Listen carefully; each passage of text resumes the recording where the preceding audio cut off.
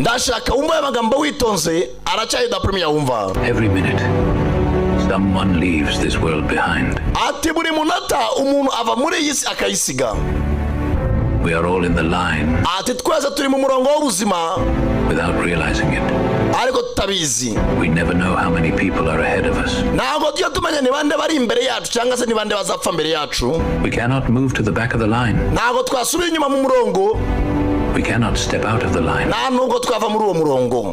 We cannot avoid the line. Nta nubwo murongo twawuhunga w'ubuzima. So while we wait in line, rero bivuze ngo tuzategereza muri uwo murongo, hari abazapfa mbere yacu, hari abazapfa nyuma yacu. Icyo tugomba gukora ni ukuguma muri uwo murongo. Make moments count. Ati rero ujye ugirana ibihe byiza n'abantu biha agaciro. Set priorities. Ujye ugira ibintu ubanza imbere y'ibindi. Make time. Ujye uha abantu umwanya ubanezeze. Share your gifts. Basi ujye abantu impano, basi bazakwibuka umunsi